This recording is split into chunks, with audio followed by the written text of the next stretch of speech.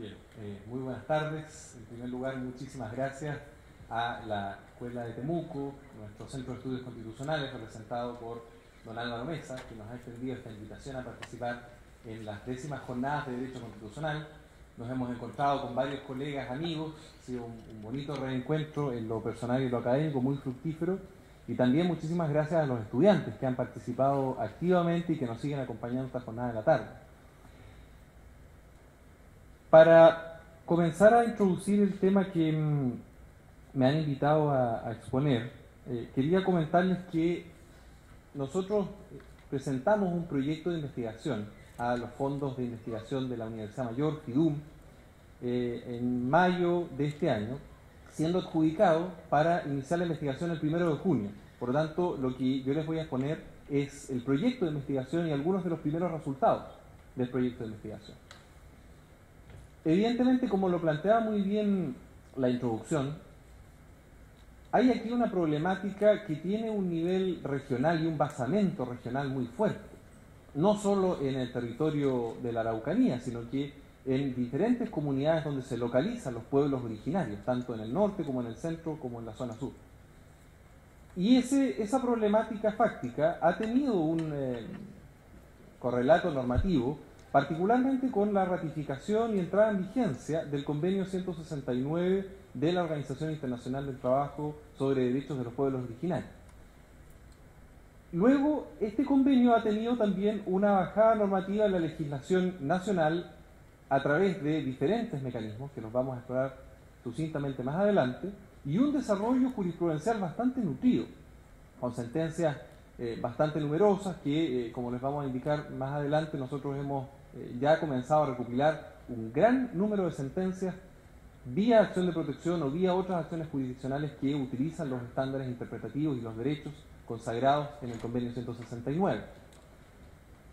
Por lo tanto, ese era el marco en el cual nos situamos cuando presentamos este proyecto de investigación que, como digo, está con financiamiento de la universidad y que pretendemos concluir en diciembre del año 2015.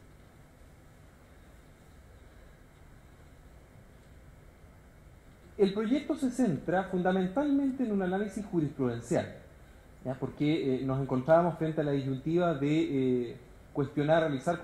cuestionamientos, digamos, al nivel normativo, al nivel del desarrollo normativo del Tratado Internacional, pero decidimos basarnos en los derechos que efectivamente se podían vehicular en sede jurisprudencial y las decisiones jurisprudenciales de implementación del tratado, ya sea de forma directa, invocando directamente, porque varias de las disposiciones del tratado son autoejecutables, es decir, se pueden implementar directamente sin necesidad de una norma de la legislación interna que los implemente, o ya sea a través de las normas del derecho chileno que desarrollan las disposiciones del tratado. Originalmente en el proyecto pensamos abocarnos a las decisiones de protección, de acciones de protección, de las Cortes de Apelaciones desde la 8ª región hacia la zona sur. Pero luego nos encontramos con que la verdad es que había muchos otros procedimientos en los cuales se ventilaban cuestiones interesantes de los derechos de los pueblos originarios del convenio, más allá de la protección, y habían bastantes otras decisiones interesantes de las demás jurisdicciones. Y además nos encontramos con que era muy importante también hacer el seguimiento a qué es lo que pasaba a nivel de la Corte Suprema, es decir, la primera instancia de las protecciones en las Cortes de Apelaciones, pero también las apelaciones ante la Corte Suprema y cómo había ahí en muchos casos un cambio de criterio. Entonces, al día de hoy hemos reformulado el proyecto, que es algo que permite las fases de los fondos de investigación de la universidad en términos de abarcar todas las jurisdicciones a nivel nacional y la mayor cantidad de procedimientos, privilegiando por supuesto la protección, pero la mayor cantidad de procedimientos posibles en donde se invoquen derechos vinculados al convenio 169. Nuestras preguntas orientativas eran básicamente dos. Primero, ¿ha existido una jurisprudencia coherente en esta materia? La jurisprudencia, para ser tal, debe ser un conjunto de decisiones sistemáticas, coherentes y sostenidas en el tiempo. Y segundo, ¿por qué en algunas oportunidades se ha aplicado con mayor robustez el convenio 169 de la OIT y en otras no ha sucedido así? Es decir, las disparidades de criterios, ¿cómo se pueden explicar? ¿Qué razones justifican una y otra? Naturalmente que para resolver estas dos preguntas y otras como objetivo general y otras muchas que pueden surgir como parte de la investigación, había que partir construyendo un marco teórico. Y ese marco teórico, como nuestro instrumento de análisis es un instrumento internacional, parte desde el derecho internacional de los derechos humanos, tanto lo establecido por este propio tratado internacional como las interpretaciones que surgen de los órganos autorizados para hacerlo del nivel internacional. Entonces, lo primero es construir el marco teórico, que es la etapa en la que estamos ahora, para luego realizar un cotejo, un contraste entre este marco teórico, los derechos y los estándares que se derivan de los derechos consagrados en el Convenio 169, con la jurisprudencia nacional, que es la etapa que comenzaremos, ¿cierto?, en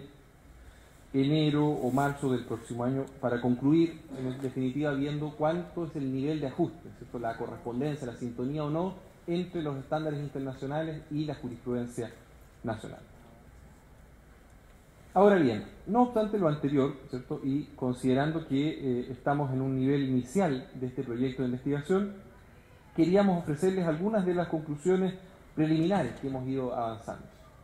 Y estas conclusiones preliminares, como lo decía muy bien la introducción, dicen relación fundamentalmente con uno de los derechos principales que emana del Convenio 169, que es el derecho de consulta previa. ¿Por qué esto es lo primero que ha concentrado nuestra atención? Porque desde un punto de vista fáctico, que era el problema empírico con el cual nos encontramos al comienzo de la investigación, ha sido el derecho que ha dado origen a mayor litigiosidad, ¿cierto? Ha dado origen, sobre todo en materia de protección, a mayor cantidad de jurisprudencia, sin perjuicio de que efectivamente también se han invocado derechos sobre recursos naturales, la propiedad indígena, las tierras y la definición de tierras indígenas.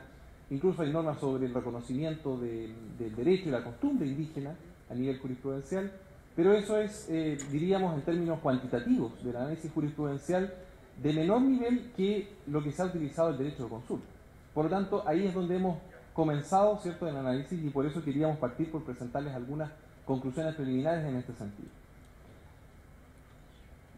Lo primero que tenemos que decir es que el derecho de consulta, como se señalaba en la introducción, se encuentra establecido en el artículo 6 del Convenio 169. Se configura como un requisito de validez para cualquier medida legislativa o administrativa susceptible de afectar directamente a los pueblos indígenas.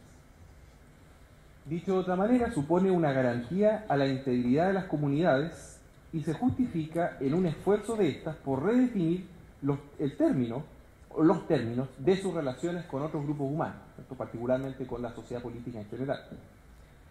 La propia Organización Internacional del Trabajo ha destacado que el derecho de consulta, que se construye a partir del derecho de autodeterminación de los pueblos originarios, constituye la piedra angular del convenio. Una razón adicional para comenzar el análisis de nuestro proyecto ahí, en el derecho de consulta, puesto que en ello se fundamentan las disposiciones del propio convenio internacional. Esto también ha sido recogido en las Declaraciones Unidas sobre los derechos de los pueblos indígenas en los artículos 18 y 19, consagrándose en ellos el deber de los estados de celebrar consultas de buena fe a los pueblos indígenas al adoptarse medidas que puedan afectarlos a través de sus representantes, sin perjuicio de la posibilidad de que conserven sus propios mecanismos de acción. Como lo veíamos a la mañana, ¿cierto?, en los paneles de la mañana, la declaración no tiene el mismo valor normativo porque no establece directamente derechos a los estados, pero sí reconoce obligaciones de desarrollo progresivo, las cuales luego se vehiculan, ya sea a través de medidas de derecho interno o a través de posteriores tratados internacionales entre los estados que concretizan los principios, ¿cierto?, establecidos a nivel de las declaraciones. Por lo tanto, a pesar de que no establecen derechos directamente invocables, directamente ejecutables por los particulares en contra de los estados, incluso en el nivel interno, sirven de herramienta interpretativa a la hora de interpretar el convenio 169. Por eso lo señalábamos anteriormente. La misma justificación radica para invocar lo que ha sostenido el Sistema Interamericano de Derechos Humanos en materia de derecho a consulta, en donde la Comisión Interamericana ha precisado, respecto del artículo 23 de la Convención Americana de los Derechos Humanos, que preceptúa la participación política, ¿cierto? El artículo 23 de la Convención Americana de Derechos Humanos establece a nivel del sistema interamericano el derecho a la participación política, que el derecho de consulta está conexo, está íntimamente relacionado con el derecho de participación política del artículo 23. Y por ahí entonces también la Corte Interamericana ha tomado una herramienta para poder resolver conflictos particulares, ¿cierto?, en el sistema interamericano y realizar una interpretación del convenio 169. Incluso la Comisión Interamericana, no la Corte, pero la Comisión Interamericana, ha reconocido como garantía del derecho de propiedad indígena y como elemento indispensable de la supervivencia grupal de los pueblos originarios al derecho de consulta. O sea, el derecho de consulta no solo tendría una vinculación directamente con la participación política, sino que también con la propiedad indígena y como elemento indispensable de la supervivencia, ¿cierto?, grupal de los pueblos originarios. En este sentido, más concretamente, ¿cierto?, la Comisión Interamericana ha precisado que la obligación de desarrollar procesos de consulta respecto a temas territoriales se vincula directamente con una forma de vida intrínseca ligada al territorio de las comunidades originarias. Desde el punto de vista de los órganos universales de derechos humanos, en el contexto del reciente, ¿cierto?, examen periódico universal, el EPU, que recientemente mencionábamos en la mañana, en la intervención de nuestra representante del Instituto Nacional de Derechos Humanos, el relator especial sobre la situación de los derechos humanos y las libertades fundamentales de los indígenas, James Anaya, en una visita a Chile el año 2009 sostuvo que en materia de institucionalización del mecanismo de consulta se debía llevar a cabo una consulta sobre la consulta, ¿cierto?, una consulta sobre la consulta, para determinar el procedimiento estable y definitivo de conformidad a los estándares internacionales en esta materia. ¿Cierto? Algo de eso, ¿cierto?, se ventilaba al comienzo con la introducción al sostener, ¿cierto?, las deficiencias que ha demostrado el decreto 124, que precisamente no fue sometido a consulta. Entonces ahí no se cumplió con este estándar de la consulta sobre la consulta.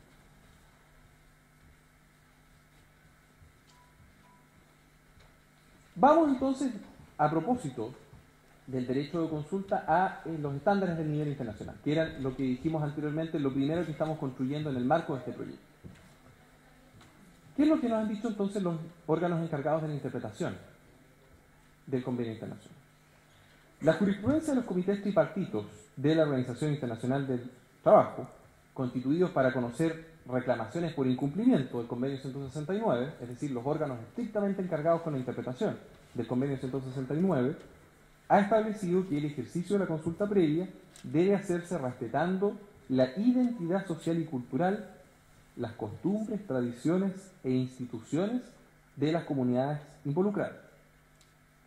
Así también, ello incluye el deber de los gobiernos de velar por que, cuando sea procedente, se efectúen estudios de cooperación con los pueblos interesados, a fin de evaluar los efectos que tengan las actividades a desarrollar, debiendo los resultados de estos estudios ser considerados como criterios fundamentales para efectuarlas o no. Claro, porque para determinar si es que es necesaria la consulta, tenemos que establecer si es que se produce una afectación directa, pero a su vez, para establecer si es que se produce esa afectación directa, tenemos que hacer estudios, y esos estudios deben, en definitiva, señalar a los comités tripartitos, ser a su vez consultados. Volviendo al relator especial de las Naciones Unidas sobre la situación de los derechos humanos de los pueblos originarios o indígenas, este ha sostenido que el mecanismo se lleva adelante mediante negociaciones en procura de acuerdos mutuamente aceptables y que se celebren antes de la adopción de las decisiones sobre medidas propuestas, y no como consultas con carácter de mecanismos meramente informativos, para proporcionar a los pueblos indígenas informaciones sobre decisiones que ya se han adoptado o están en proceso de adoptarse, sin permitirles influir verdaderamente en el proceso de adopción de las decisiones. O sea, tienen que ser previas y tienen que ser vinculantes, no pueden ser posteriores o durante un proceso de adopción de decisiones y no influir en el proceso de decisión. En concreto, entonces, la jurisprudencia de la OIT ha establecido los siguientes requisitos esenciales para la consulta válida. Y estos son los estándares que nosotros vamos a utilizar como mecanismo de contraste con la jurisprudencia nacional. Primero, tiene que ser previo, ¿cierto? Se traduce en que debe hacerse desde las primeras etapas de la formulación de la medida. Se exige que los pueblos interesados tengan la oportunidad de participar libremente en todos los niveles en la formulación de medidas y programas que los afecten. Segundo, se debe efectuar mediante procedimientos adecuados, es decir, se alude a que la finalidad de la consulta es llegar a un acuerdo e implica ajustarse a las condiciones,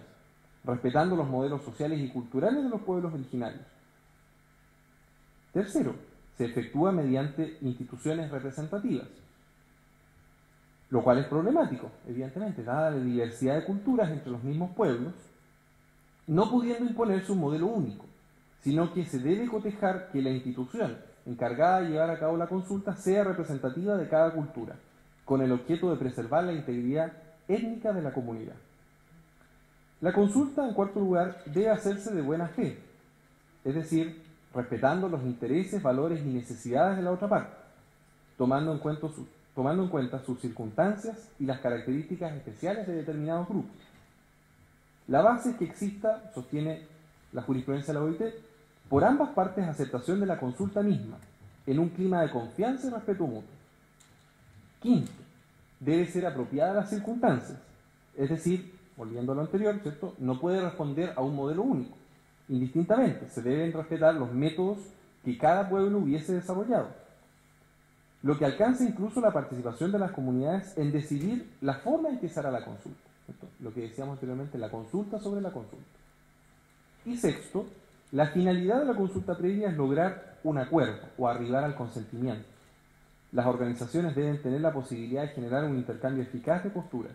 que potencie un real consenso. En este sentido, el relator especial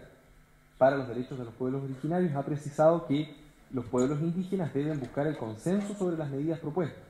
y evitar las posiciones inflexibles cuando las medidas propuestas se basen en intereses públicos legítimos. Son derechos y obligaciones que son recíprocos. También hay ciertos compromisos por parte de los propios pueblos originarios en este sentido. Respecto al derecho al consentimiento previo, libre e informado, ¿cierto?, que es una de las dimensiones principales del derecho de consulta. Este ha sido recepcionado expresamente por el Comité de Naciones Unidas para la Eliminación de toda forma de discriminación racial, en su Recomendación General número 53 y en su informe sobre Ecuador del año 2003, donde señaló la necesidad por parte del Estado de obtener el consentimiento para la explotación de recursos del subsuelo, ¿cierto?, recursos naturales que se mencionaban al comienzo de este panel. El contenido del derecho puede traducirse en acciones dirigidas a dotar a los referidos pueblos de adquirir el conocimiento y las capacidades para comprender y decidir sobre las opciones de desarrollo existentes. En el mismo sentido, la Comisión Interamericana de Derechos Humanos ha señalado que el consentimiento debe entenderse como una salvaguarda reforzada de los demás derechos esenciales, un poco en la línea de lo que señalaba la presentadora en la mañana relativa a los derechos económicos, sociales y culturales. No expresan una dimensión necesariamente propia, sino que son especificaciones, derivaciones de derechos que ya están en un nivel más general. Por lo tanto, es una salvaguarda reforzada de demás derechos esenciales, dada su conexión directa con el derecho a la vida, a la identidad cultural, al libre desarrollo de la personalidad, a vivir en un medio ambiente libre de contaminación, entre otros, ¿cierto?, en relación con la ejecución de planes de desarrollo o inversión que afecten el contenido básico de estos derechos. La Comisión concluye que es obligatoria la obtención de este consentimiento para aquellos proyectos en que exista una destinación o reubicación de la comunidad. Esto es muy importante porque aquí ha habido bastante controversia a nivel de la jurisprudencia nacional a propósito de este punto, ¿cierto? Destinación o reubicación de la comunidad. Es obligatoria la obtención del consentimiento. Los proyectos de inversión, desarrollo o de concesión de explotación, y en aquellos en que se deposite o almacene materiales peligrosos en las tierras o territorios de los pueblos indígenas. También vamos a ver, a propósito de un par de casos de la jurisprudencia nacional, que también ha sido una materia particularmente compleja de resolver en nuestra jurisprudencia nacional.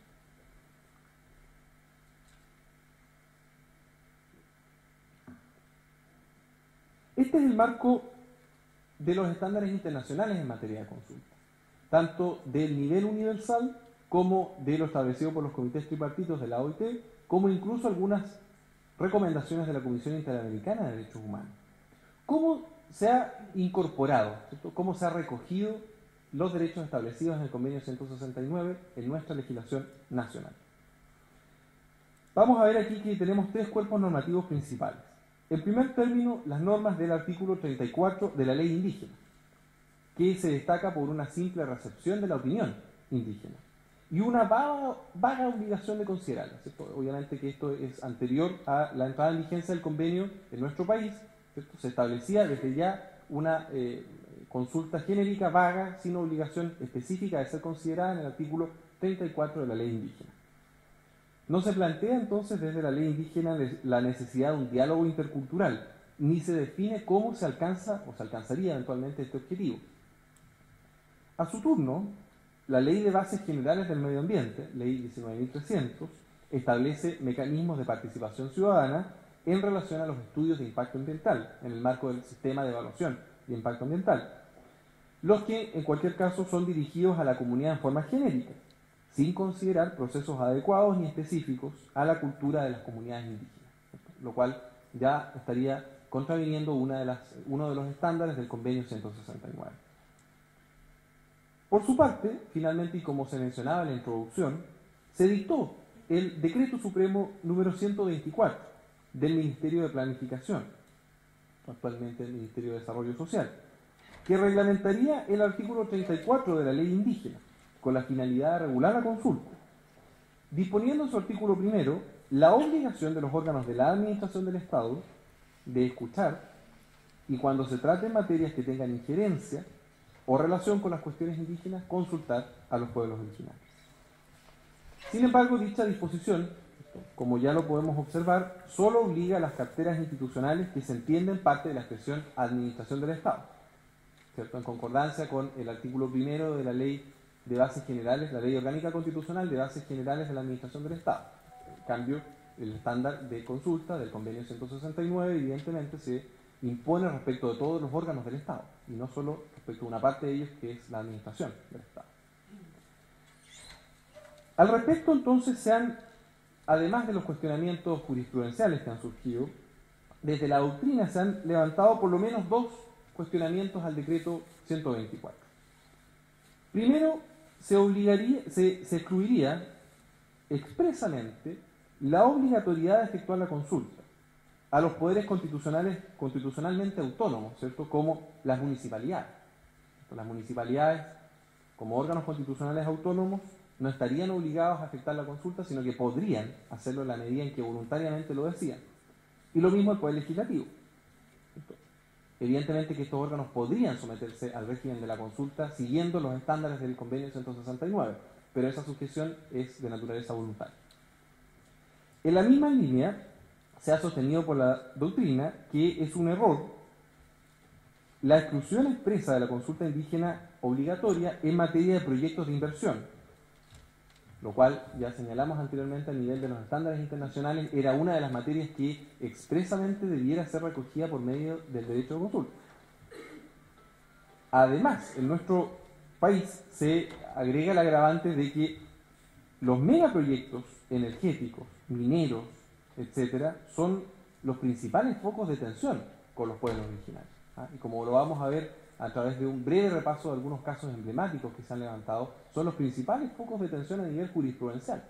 Por lo tanto, el hecho de que se haya excluido expresamente a estos proyectos de inversión de la consulta previa resulta desde ya muy problemático desde el punto de vista empírico y muy contradictorio con los estándares internacionales del Convenio 169. Avanzando entonces en nuestra presentación, queríamos presentar algunos resultados preliminares de nuestro análisis jurisprudencial por medio de algunos casos emblemáticos. No están aquí recogidas la totalidad de las sentencias que hemos levantado, ni un análisis cuantitativo estadístico de las mismas, que es parte del objetivo del proyecto de investigación, pero sí algunos casos emblemáticos que nos permiten levantar hipótesis preliminares para orientar el desarrollo del proyecto de investigación. Y como lo decíamos anteriormente, la consulta se ha vinculado principalmente a través de la acción de protección, acción o recurso de protección, por parte de comunidades indígenas que se estimaban vulneradas o amenazadas en el legítimo ejercicio de sus derechos fundamentales, particularmente de sus derechos a la igualdad ante la ley, artículo 19, número 2, o de su derecho a vivir a su derecho a vivir en un medio ambiente libre de contaminación, en relación con las normas del Convenio 169. Entonces, estos han sido los dos principales derechos que han sido invocados directamente por las comunidades en sede de protección. En la materia, la Corte Suprema ha sentado una doctrina bastante restrictiva del alcance de las normas de la consulta en el Convenio 169, la cual no siempre ha estado en concomitancia con lo que han sido las resoluciones de primera instancia de las Cortes de Apelación. Dicho de otra manera, en muchos casos, no todos, pero en muchos casos, las Cortes de Apelaciones se han mostrado más ajustadas al estándar internacional que la Corte Suprema en las decisiones definitivas. Por lo tanto, desde ya hay ahí un foco problemático de estudio para nuestro proyecto de investigación y por eso fue muy importante incorporar las decisiones de apelación al marco del proyecto de investigación. Esta doctrina restrictiva, cuyos alcances vamos a examinar en un momento más, se ha establecido y se ha consolidado particularmente a raíz del caso de la celulosa Arauco, celulosa Constitución Arauco en Valdivia, en donde la Corte Suprema estableció que la consulta se satisface y aún más se encuentra consagrada en la Ley de Bases del Medio Ambiente, número 19.300 y su reglamento. Por lo tanto, como lo decíamos anteriormente, se articula la consulta previa de la legislación nacional a través de los mecanismos de participación ciudadana y no requeriría un procedimiento especial diferente de consulta. Esta tendencia estaba bastante sentada en la Corte Suprema hasta el año 2011, aunque no en todos los casos. Hay un par de casos, aunque no en protección, ¿cierto?, sino que en casación, a través de la Sala Civil de la Corte Suprema, en donde entonces se restringía el alcance de la consulta y se establecía que ésta se cumplía en la medida en que se cumplía la legislación nacional, que establecía el procedimiento de participación ciudadana en los estudios de impacto ambiental. Por lo tanto, era un análisis de legalidad, ¿cierto?, de cumplimiento de la Ley 19.300 y el reglamento. Un primer caso en donde se planteó la cuestión del derecho a la consulta y la problemática de recepción en el nivel normativo nacional, bien digo, es el relativo a un proyecto de piscicultura en el sector de Palguín, cerca de Villarrica. Eso que nos afecta y nos interesa particularmente en la 9ª región. En dicho caso, la Corte de Apelaciones de Temuco aplicó directamente las normas de la consulta, recordando lo reconocido por el Tribunal Constitucional en la sentencia del sector ROR 309 relativa a la autoejecutabilidad de los artículos 6 y 7 del convenio 169, que son precisamente aquellos que establecen el derecho a la consulta. Autoejecutabilidad, es decir, posibilidad de aplicación directa de los estándares del convenio 169 sin necesidad de una norma de derecho interno que ejecute, ¿cierto?, implemente esta norma internacional. Concluyendo que la resolución de calificación ambiental que había calificado favorablemente el proyecto de piscicultura, reitero, en un sector de Palguín, el sector de Palguín en la 9ª región, no había consultado de manera específica a los pueblos originarios. Es decir, se había cumplido con la participación ciudadana del estudio de impacto ambiental, pero no con la consulta específica y con los estándares que establece el convenio 169. Sin embargo, la Corte Suprema revoca la sentencia, ¿cierto?, volviendo al argumento que había planteado anteriormente en otras sentencias no tan interesantes quizás, relativas a que las normas de la consulta están sometidas al derecho interno, particularmente articuladas a través de la participación ciudadana en la legislación chilena, no siendo necesario un procedimiento especial, toda vez que se trataba de una declaración de impacto ambiental y no de un estudio de impacto ambiental. En consecuencia, no hubo ni siquiera participación ciudadana porque era una declaración de impacto ambiental y no un estudio. Un segundo caso interesante, emblemático, es el de la comunidad Pepiuquelén, en el sector de Pargua, en la región de los lagos. En este caso, la Corte de Apelaciones de Puerto Montt avanzó la tesis de que la instancia de participación del sistema de evaluación de impacto ambiental es diferente al derecho de consulta del convenio 169.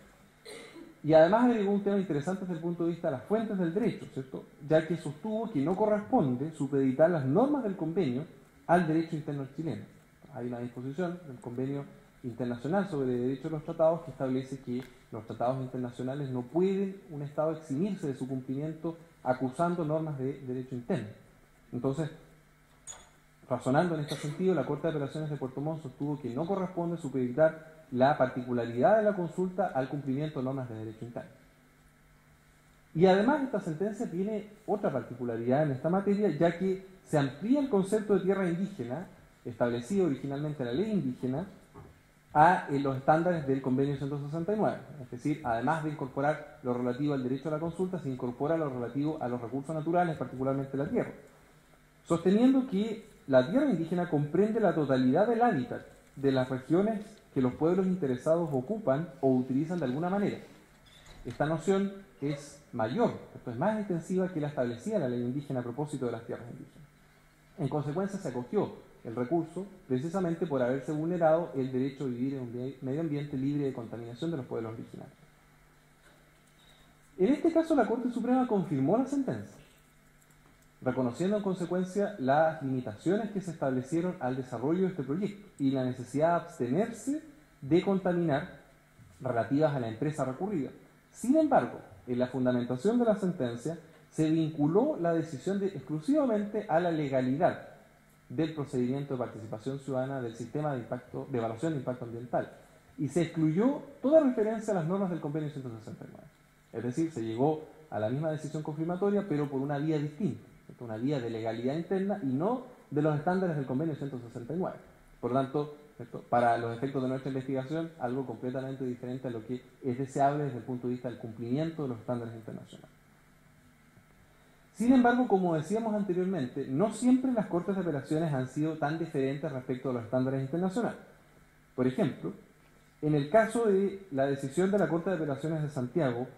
relativa al anteproyecto referencial del nuevo aeropuerto de la región de la Araucanía, otra sentencia que es muy interesante para nuestra región, los recurrentes invocaron el hecho de que el nuevo aeropuerto se emplazaría en territorios utilizados tradicionalmente y reivindicados por las comunidades indígenas. Sin embargo, dicho argumento se rechazó por la Corte de Apelaciones de Santiago, la que recordó que la consulta del convenio 169, como había sostenido la sentencia del Tribunal Constitucional ROL 309, no es vinculante. La consulta es flexible, es decir, la decisión de consultar o no recae en las autoridades públicas y operaría sin perjuicio de las atribuciones legales de las autoridades,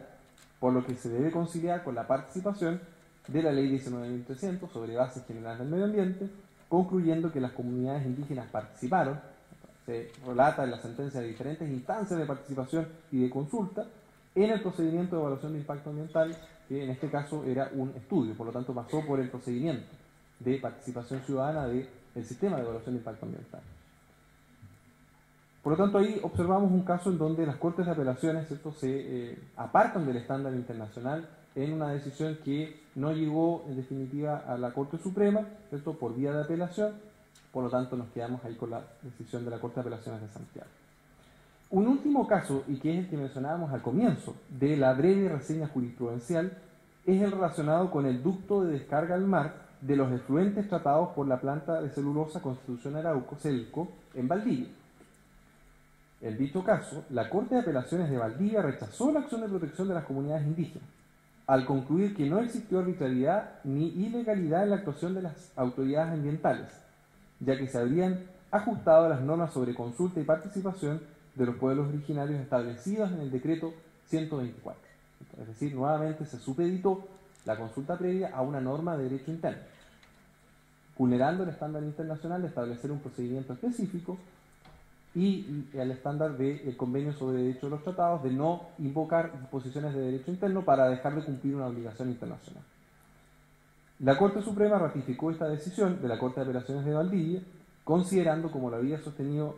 y lo hemos mencionado, ¿cierto?, el Tribunal Constitucional, que la consulta no puede estimarse jamás como obligatoria, ni menos afectar las potestades de las respectivas autoridades. Como había dicho el Tribunal Constitucional, la procedencia de la consulta es voluntaria, y lo cual es sin perjuicio de las potestades de las autoridades respectivas, las autoridades públicas. Por lo tanto, se concilia con el procedimiento de participación ciudadana de la Ley 19.300 y se acaba. No sería necesario un procedimiento o un proceso de consulta específico. Esta línea, que sería marcadamente contradictoria y problemática para el Estado de Chile respecto de los estándares internacionales que reseñábamos anteriormente, sufrió un giro el año 2011, como lo señalábamos anteriormente, a partir de un fallo de la Corte de Apelaciones de Antofagasta, en el que se indicó que los mecanismos utilizados para la aprobación del plan regulador, ¿cierto?, aquellos establecidos en la Ley General de Urbanismo y Construcciones y la Ordenanza General de Urbanismo y Construcciones, que contempla mecanismos de participación para modificar planes reguladores comunales, distan de satisfacer las especiales características que posee la consulta previa y que lo efectuado se limitó a informar. O sea, hubo una información a las comunidades indígenas, pero no hubo consulta en los términos establecidos en el convenio 169. Siguiendo la misma tendencia, la Corte Suprema declaró la legalidad del proyecto de exploración minera Cataneve, que la Corema de Arica, ¿cierto? Las antiguas corporaciones regionales medioambientales de medio ambiente, había calificado favorablemente,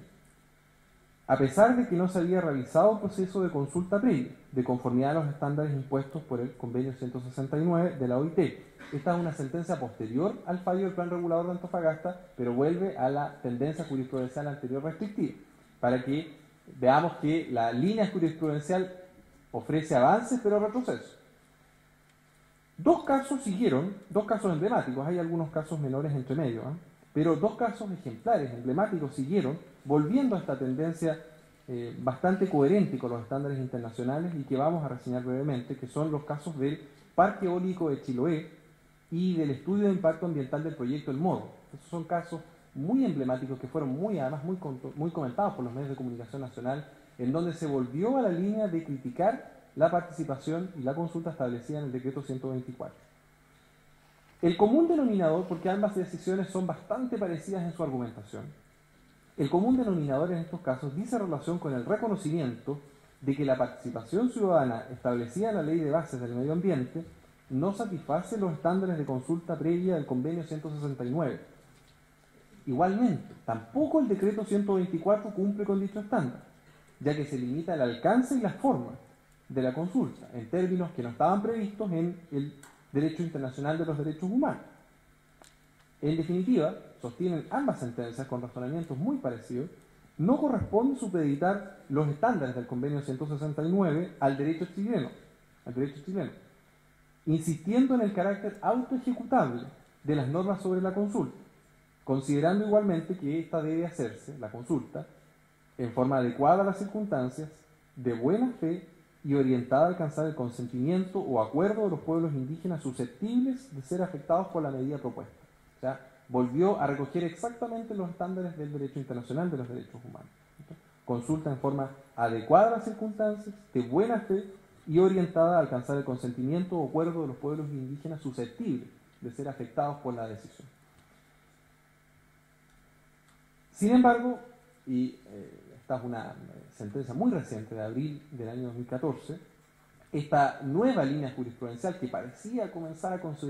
consolidarse desde el año 2011, sufrió un fuerte retroceso en la sentencia del año 2014, ¿cierto? Como lo decía, de abril de 2014, relativa al proyecto de agua potable rural Cowin-Calpocura,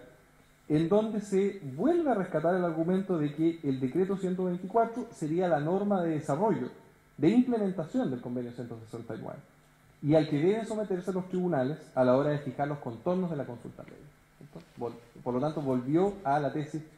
¿cierto?, anterior al año 2011, en la cual se establecía que la norma de implementación es el decreto 124 y entonces las decisiones administrativas que se sometan al decreto 124 cumplen con el estándar internacional, porque sería la norma que implementa este convenio. Sin embargo, la línea jurisprudencial que empezaba a aparecer con fuerza desde el 2011 y el plan regulador de Antofagasta era diferente, porque establecía que era necesario un procedimiento específico, adecuado, de buena fe. Para ir cerrando esta presentación y dar paso a las preguntas que puedan surgir, en el contexto de lo que señalábamos anteriormente, se trata de un proyecto de investigación en ciernes, respecto del cual hemos presentado los lineamientos generales y algunos antecedentes preliminares relativos al derecho de consulta, que es solo uno de los varios que establece el convenio 169.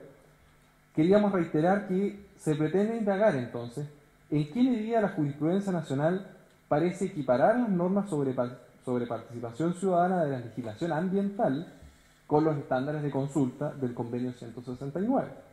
según la interpretación de la Corte Suprema, la tesis mayoritaria, unánime casi, salvo alguna sentencia aislada, hasta el año 2011. Tesis que entonces, como hipótesis preliminar, no nos parece adecuada a los estándares internacionales del convenio 169. Y en segundo lugar, revisar en qué medida la jurisprudencia estaría limitando injustificadamente el alcance de las normas de la consulta o negando en cierta medida valor a las normas del convenio, Claro, porque la participación de la ley 19.300, la participación del artículo 34 de la ley indígena son anteriores. Por lo tanto, si es que no se establece algo específico a partir, una participación específica a partir del convenio 169, este sería inútil, sería innecesario, habría sido innecesario. Si ya teníamos la participación ciudadana de la ley 19.300 y la participación del artículo 34 de la ley indígena. Por lo tanto, nos preguntamos en qué medida entonces la jurisprudencia estaría limitando injustificadamente el alcance de las normas de consulta o negando valor a las normas del convenio,